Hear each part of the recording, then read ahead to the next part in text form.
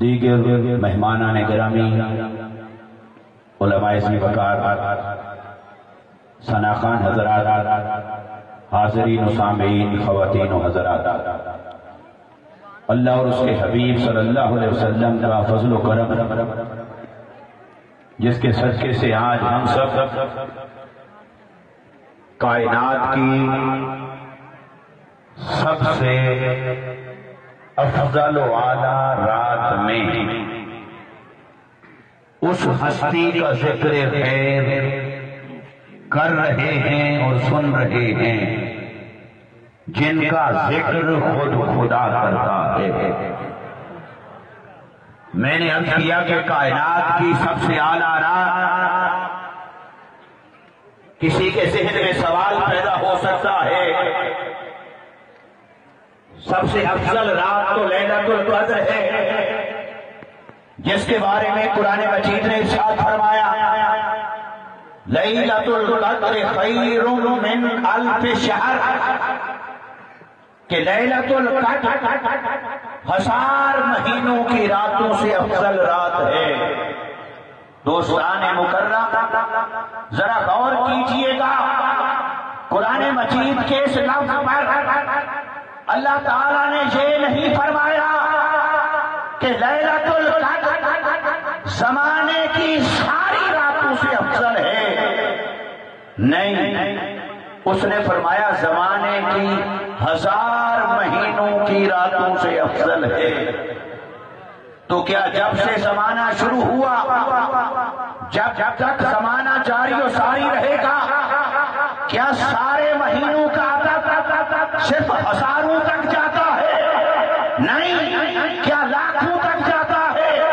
یہ بھی نہیں۔ کیا کروڑوں میں ہوگا؟ یہ بھی نہیں۔ ارے بے حساب بے شمار ہوگا۔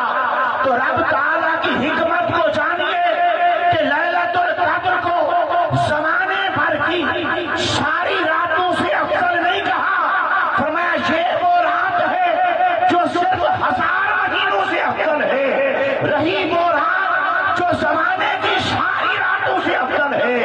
یہ 1000 مہینوں والی رات وہ ہے جس میں قرآن آیا، اور سارے زمانے سے افضل رات وہ ہے جس میں خود صاحب قرآن آیا ہے۔ آج کی رات آمد مصطفیٰ کی رات ہے، ظہور محمد عزت کی رات ہے، ولادت محمد مصطفیٰ صلی اللہ علیہ وسلم کی رات ہے۔ اللہ تبارک و تعالیٰ نے جتنی نعمتیں ظاہر فرمائی، بے شک قرآن ہی کیوں نہ ہو، مگر ہر نعمت سے بڑھ کر رب کی بارگاہ میں مصطفیٰ کی ذات ہے۔ اور ایک بات ابتداءً عرض کرتا چلوں کہ قرآن مجید کی شان یہ ہے کہ یہ اللہ کا کلام ہے، قرآن اللہ کی صفت کلام کا مظہر ہے، جبکہ ذات مصطفیٰ کی شان یہ ہے کہ اللہ کی ہر صفت کے مظہر بھی مصطفیٰ، اور خود خدا کی ذات کے مظہر بھی مصطفیٰ۔ قرآن جس رات میں نازل ہوا وہ 1000 مہینوں سے افضل، مگر قرآن کو رات سے نسبت کیا ہے؟ قرآن کہیں سے آ رہا تھا لوح محفوظ سے، اور کہیں آگے جا رہا تھا قلب مصطفیٰ تک، مصطفیٰ کے دل مبارک تک قرآن جا رہا تھا۔ قرآن نے سفر آغاز کیا لوح محفوظ سے، قرآن کی منزل وجود مصطفیٰ، ذات مصطفیٰ، قلب مصطفیٰ، میرے آقا کا دل مبارک۔ تو قرآن کہیں سے آ رہا تھا، کہیں جا رہا تھا، بس رات کے جس لمحے میں سے گزرا اسے 1000 مہینوں سے افضل بنا دیا۔ تو جس ذات کو قرآن تلاش کرتا پھر رہا تھا، اس ذات مصطفیٰ کی آمد والی رات کا عالم کیا ہوگا؟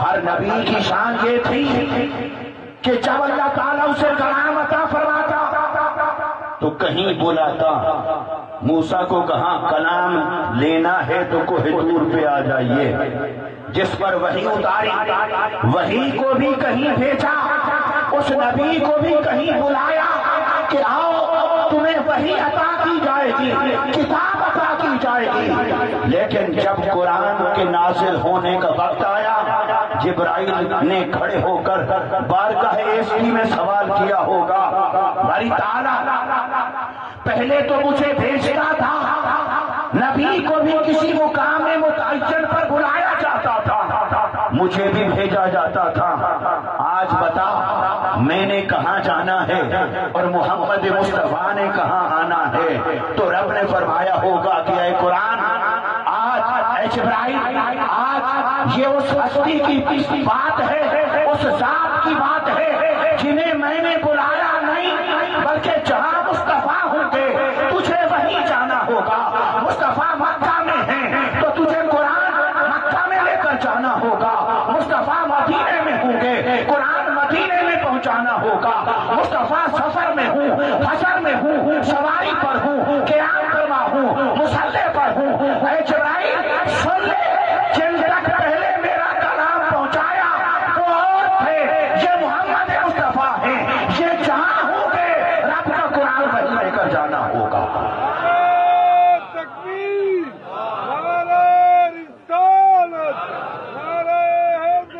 اس سے آپ ایک جھلک نظارہ کر سکتے ہیں کہ قرآن کی شان یہ ہے کہ مصطفیٰ کو ڈھونڈتا پھر رہا ہے، اور آدھی صورتیں مکی ہو گئیں اور آدھی مدنی ہو گئیں، تو قرآن نے بھی مصطفیٰ کی نسبت سے مکی ہونے کا نام اختیار کر لیا اور مدنی ہونے کا نام اختیار کر لیا۔ سبب نہ مکہ ہے نہ مدینہ ہے، سبب مکہ میں مصطفیٰ کا قیام ہے اور مدینہ میں بھی مصطفیٰ کا قیام ہے۔ اس سے اندازہ کر لیجئے کہ قرآن جس ہستی کو یوں تلاش کر رہا تھا اور جبرائیل جس ہستی کو یوں تلاش کر رہا تھا، اب قرآن جس رات میں آئے وہ تو لیلۃ القدر کہلائے، وہ تو 1000 مہینوں سے افضل کہلائے، اور جس رات میں خود صاحب قرآن آ جائے، خود مصطفیٰ کریم آ جائیں، مظہر ذات خدا تشریف لائے، مظہر صفات خدا تشریف لائے، اس ذات کی تشریف آوری والی رات کی عظمت کیا ہوگی؟ اس لیے عرفاء، اولیاء، مفسرین، محدثین، مجتہدین، عشاق یہی کہتے چلے آئے کہ 1000 مہینوں سے افضل ہونا لیلۃ القدر کی شان ہے، زمانے کی سب راتوں سے افضل ہونا یہ شب میلاد مصطفیٰ کی شان ہے۔ آج کی اس شب میں ہم بیٹھے ہیں، کائنات کی سب سے اعلیٰ اور افضل شب، کائنات کی سب سے اعلیٰ اور افضل رات، اس پر جو عرض کرنا چاہتا قرآن مجید کی سورہ فاتحہ کی سب سے پہلی آیت مبارکہ آپ کے سامنے تلاوت کرنے کا شرف حاصل کیا ہے۔ ہر کوئی پڑھتا ہے، سنتا ہے، کم و بیش معنی بھی سب کو آتا ہوگا۔ الحمدللہ رب العالمین، تمام حمد و ثنا کے لیے جو تمام جہانوں کا پالنے والا ہے، تمام تمام تعریف یا تمام تعریفیں اللہ کے لیے جو تمام جہانوں کا رب ہے۔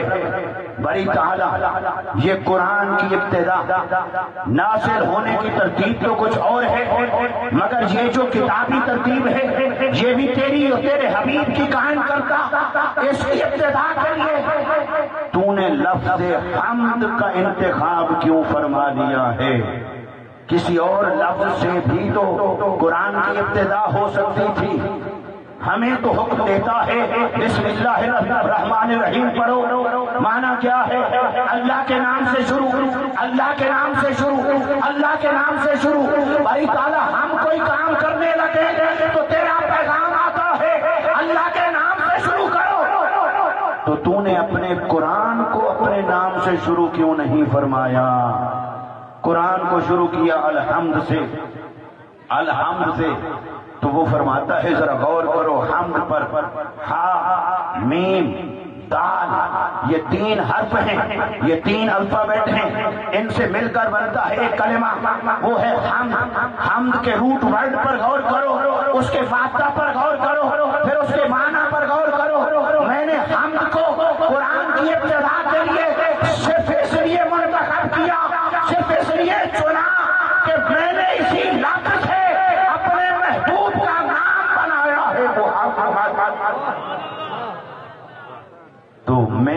جس ذات کے نور کی تخلیق سے کائنات کی ابتدا کی تھی، اسی کے نام والے لفظ سے میں نے اپنے کلام کی ابتدا کی ہے۔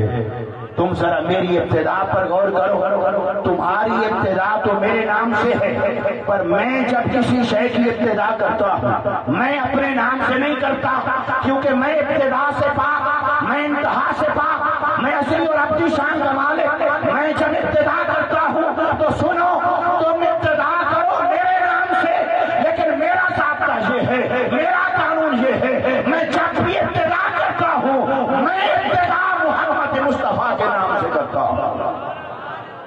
تم ابتدا کرو میرے نام سے، میں ابتدا کرتا ہوں محمد مصطفیٰ کے نام سے۔ اور اس نے کہا کیا تم غور نہیں کرتے، میں نے تو کائنات کی ابتدا محمد مصطفیٰ سے کی ہے، کائنات کی ابتدا محمد مصطفیٰ سے کی۔ آقا علیہ السلام کی بارگاہ میں صحابی کھڑے ہوئے، یا رسول اللہ صلی اللہ علیہ وسلم اخبرنی عن افضل شیء خلق اللہ تبارک و تعالی قبل الاشیاء کلها۔ یا رسول اللہ بتائیے اللہ نے ہر شے سے پہلے کس کی تخلیق فرمائی؟ میری آقا نے جواب دیا یا جابر اول ما خلق اللہ نوری، وفي روایت ان اللہ تبارک و تعالی قد خلق قبل الاشیاء كلها نور نبیہ من نورہ او کما قال النبی صلی اللہ علیہ وسلم۔ تو میری آقا نے فرمایا اے جابر، جب اللہ نے کائنات کو پیدا کرنے کا ارادہ فرمایا، مخلوق کی ابتدا کا ارادہ فرمایا، عالمین کے آغاز کا ارادہ فرمایا، تو ہر شے سے پہلے، چاند سے پہلے، ستاروں سے پہلے، زمین اور آسمان سے پہلے، نور سے پہلے، جنات سے پہلے، فرشتوں سے پہلے، ہر شے سے پہلے تیرے نبی کے نور مبارک کو تخلیق فرمایا۔ تو کائنات کی ابتدا ہے محمد مصطفیٰ۔ یہاں پر لفظ استعمال ہوا تخلیق، اردو زبان نے اس کا ترجمہ کیا پیدا کرنا، پیدا ہونا۔ ایک اور لفظ ہے ولادت، اردو زبان اس کا بھی یہی ترجمہ کرتی، پیدا ہونا، وہ لازم ہو یا متعدی کے اعتبار سے۔ تو ولادت، مولد، تولد، پیدا ہونا، اور تخلیق، خلقت، وہ بھی پیدا ہونا۔ اے اردو ہمیں فرق تو بتا، تخلیق کا مطلب کیا ہے، ولادت کا مطلب کیا ہے؟ کیونکہ مصطفیٰ کی تخلیق بھی ہوئی، مصطفیٰ کی ولادت بھی ہوئی، تو ولادت بھی پیدا ہوئے مصطفیٰ، تخلیق بھی پیدا ہوئے مصطفیٰ، کوئی فرق بھی تو بتا۔ اس نے کہا میری تو ذرا پیدائش بھی 200 سال کی ہے، میرے پاس اتنا ووکیبلری بھی نہیں، تو اگر اگلی بات جاننا چاہتے ہو تو عربی کا دروازہ کھٹکھٹاؤ، پھر اس گہرائی تک تمہیں وہ لے جائے۔ تو جب وہاں غور کیا، آقا علیہ السلام کی ولادت، میلاد، روایات کو پڑھا، احادیث کو پڑھا، جہاں میلاد کا ذکر تھا وہاں میلاد کے دن کا بھی ذکر ملا کہ پیر کا دن تھا، تاریخ کا ذکر بھی ملا کہ 12 ربیع الاول تھا، وقت کا ذکر بھی ملا کہ صبح 7 کا وقت تھا، اندھیرا رخصت ہو رہا تھا، روشنی آ رہی تھی، سال کا ذکر بھی ملا، صدی کا ذکر بھی ملا، زمانے کا ذکر بھی ملا۔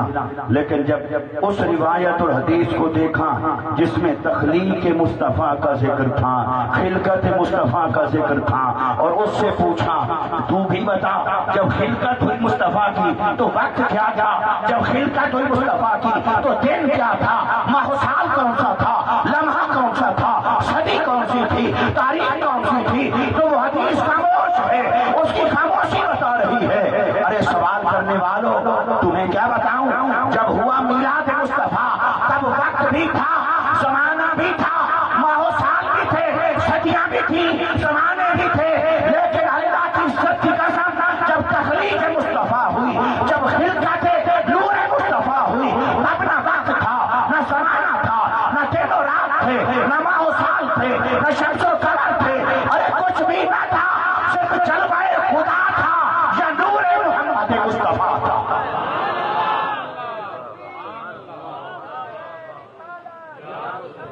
وہ خلقت، یہ ولادت، ابتدا کائنات کی خلقت نور مصطفیٰ میری آقا کے نور مبارک سے اللہ نے کائنات کی ابتدا فرمائی، تو بری تعالیٰ کائنات کی ابتدا ہے محمد، تو پھر ہم اس نے فرمایا میرا ضابطہ ایک ہی ہے، میں نے نہ محبت بدلی نہ محبوب بدلا، میرا قانون بھی ایک ہے، میری سنت بھی ایک ہے، میرا طریقہ بھی ایک ہے۔ میں نے کائنات کی ابتدا جن کے نور مبارک سے کی، اپنے کلام کی ابتدا اسی کے نام مبارک سے کر رہا ہوں۔ الحمدللہ رب العالمین، تمام حمد اللہ کے لیے۔